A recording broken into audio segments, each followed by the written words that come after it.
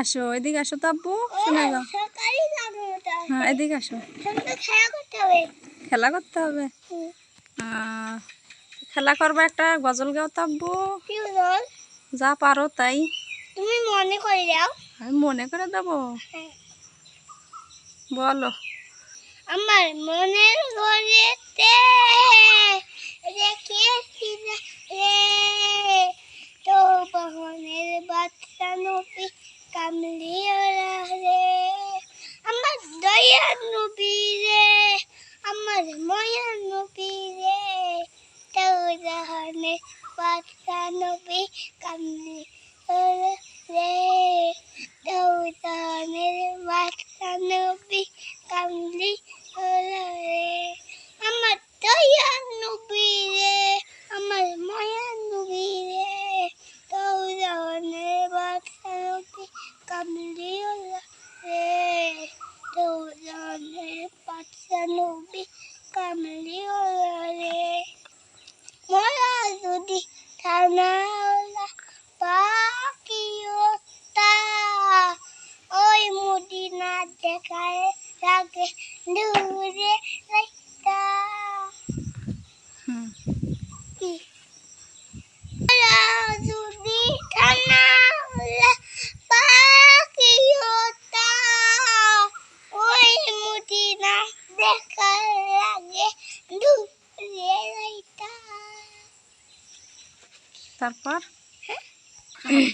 হৃদয় ভরে দেখতাম আমি নয়া রে, তো বহনের বাচ্চা নবী কামলিও এদিকে আসো।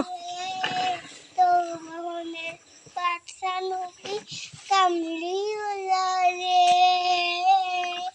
তারপর আদি পিতা আদম যখন মুসিবতে পড়ে মোদের নবী রুচি লাগে আল্লাহ কবুল করে।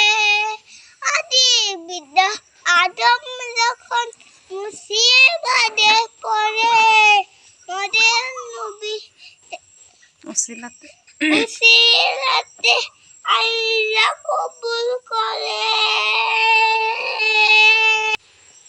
সকালাতে বিছানাতে দেখা দেও রে, তো বহনের বাচ্চা নবী কামলিওলা রে। শেষ। আর কি? তুমি গজল গাইতে ভালো লাগে? হ্যাঁ। গজল শিখে তুমি কি করতে চাও? ভিডিও। তোমার তো পুরস্কার দেয়া লাগবে। পুরস্কার? মারুফ একটা ওর পুরস্কারের ব্যবস্থা করো, যাও। গজলটা তো সুন্দর হয়েছে, পুরস্কার আনো একটা। পাঠানোই যে তোমার পুরস্কার। পুরস্কার দিল ভাইয়া, তোমাকে পুরস্কার দিল। গজল সুন্দর হয়েছে তো তাই তোমাকে পুরস্কার দিল। কি? ওই যে ফুল, তোমার গাছের ফুল, দেখো তো ফুলটা তোমার পছন্দ হয়? এটা তোমারই গাছের ফুল।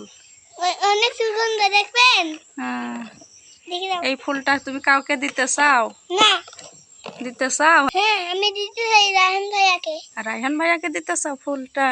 এই দেখো, দেখি দাও। খুব সুন্দর তো, দেখি দেখি। রায়হান ভাইয়াকে এই লাল ফুলের শুভেচ্ছা। শুভেচ্ছা? হ্যাঁ দেখো। রায়হান ভাইয়াকে এই লাল ফুলের শুভেচ্ছা। আমি দেখো। হ্যাঁ। রায়হান ভাইয়াকে তোমার ভালো লাগে? আমি দেখো আটা। শোনো, রায়হান ভাইয়াকে ভালো লাগে? হ্যাঁ। তুমি কোথায় পড়তে চাও? হ্যাঁ, কোথায় পড়তে চাও? রায়হান ভাইয়ার মাদ্রাসায়। রায়হান ভাইয়ার মাদ্রাসায় পড়তে চাও? হ্যাঁ। রায়হান ভাইয়ার মাদ্রাসার হুজুরের নাম কি বলো তো? রায়হান ভাইয়ার মাদ্রাসার হুজুরের নাম কি? কায়েম হুজুর। কাইয়ুম হুজুর?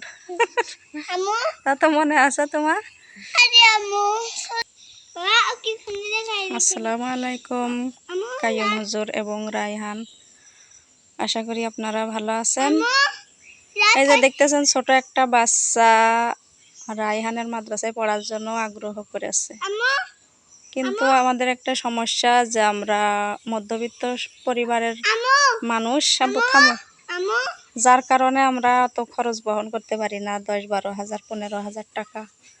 ওখানে শুধু সুবিধা পায় এতিম এবং যারা টাকাওয়ালা তারাই, কিন্তু মধ্যবিত্ত পরিবারের অনেক ছেলেমেয়েরা এই মাদ্রাসা থেকে বঞ্চিত করতে পারছে না। তা হুজুর, আপনার যদি কখনো এই ভিডিওটা আপনি পেয়ে থাকেন, তাহলে আপনার উদ্দেশ্যে আমি বলতেছি যে আপনি একটু মধ্যবিত্ত পরিবারের ছেলে মেয়েদের পড়ার ব্যবস্থা করে দেন, যাতে সবাই দিনমুখী হতে পারে, সবাই দিনদার হতে পারে। কারণ আমরা মধ্যবিত্ত পরিবারের লোক, আমাদের সাধ্যের ভিতরে নাই যে 15,000, 17,000 বা 10,000 টাকা খরচ করে আমরা মাদ্রাসায় পড়াবো। এই ধরনের অনেক মানুষ আছে যে যারা মধ্যবিত্ত পরিবারের, খরচ ব্যয়বহুল, খরচ চালাতে পারে না দেখে তাদের সন্তানকে আপনার মাদ্রাসায় দিতে পারে না।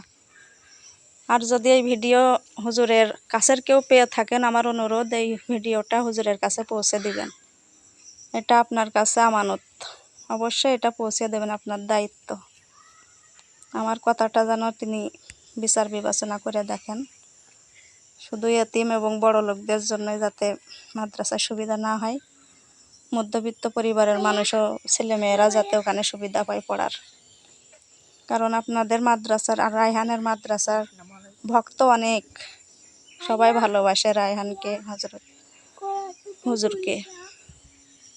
যারা এই ভিডিওটা দেখবেন শেয়ার করে দিবেন, যাতে ভিডিওটি হুজুরের কাছে পৌঁছে যায়। হুজুরের উদ্দেশ্যে ভিডিওটা করছি আমি। আমার ছেলে ওই মাদ্রাসায় পড়তে চাই, কিন্তু আমাদের সামর্থ্য নাই, টাকা নাই যে ওই মাদ্রাসায় অত খরচ দিয়ে পড়াবো। সবাই ভালো থাকবেন। আসসালামু আলাইকুম ওয়া রাহমাতুল্লাহি ওয়া বারাকাতুহু। আমি